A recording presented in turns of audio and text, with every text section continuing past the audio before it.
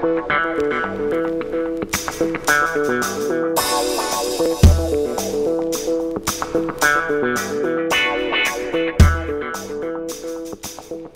la restauration rapide, actuellement, il y a un véritable boom, un boom de l'ouverture complète de la restauration rapide à tous les métiers.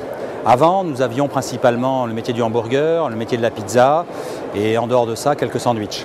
Aujourd'hui, on a vraiment toutes sortes de choses, que ce soit des salades, que ce soit des sushis, que ce soit des pâtes.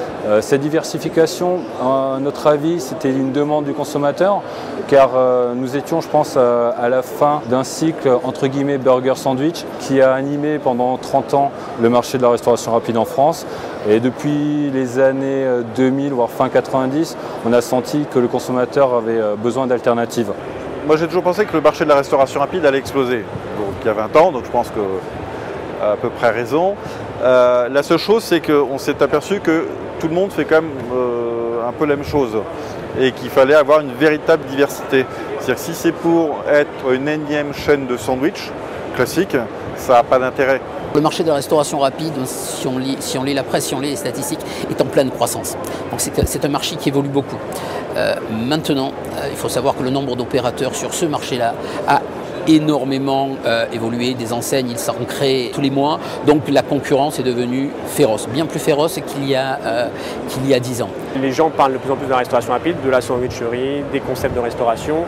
Donc, ce qui fait que beaucoup de gens ont voulu se lancer dans ce concept-là, mais c'est un métier quand même qui demande de l'expérience et il faut quand même s'orienter vers des concepts forts, qui sont forts en produits pour pouvoir générer un chiffre d'affaires suffisant pour pouvoir se payer correctement. Il faut choisir un concept différenciant. Le métier de la restauration s'est énormément ouvert et je crois que le mode de consommation des Français est en train d'évoluer. On mange de plus en plus rapidement entre midi et deux. Il y avait 1h30 avant pour manger, cette 1h30 est passée en une demi-heure. Donc les gens n'ont pas le temps d'attendre. C'est pas qu'ils n'ont pas le temps de manger, c'est qu'ils n'ont pas le temps d'attendre. Aujourd'hui, dans les centres commerciaux par exemple, ce qu'ils veulent, les promoteurs immobiliers, c'est de pouvoir installer un Asiatique, un Italien, un Français, un Américain. Mais le problème, c'est que dans les centres commerciaux, les loyers sont très élevés et que le monoproduit est très très compliqué. C'est quasiment impossible de payer un loyer dans un centre commercial avec une chaîne monoproduit. Je pense qu'il y a de la place pour plein de concepts, des concepts bien sûr qui vont démarquer certaines qualités. Les goûts évoluent, les consommateurs sont en demande permanente de nouveaux produits, de nouvelles saveurs, donc il faut avoir des produits en conséquence, donc une enseigne qui réagit par rapport à ça. Après, ce qui est primordial dans notre métier, c'est la qualité du produit et la qualité de service. Donc il faut être sérieux, travailler avec des gens sérieux et puis ça fonctionne.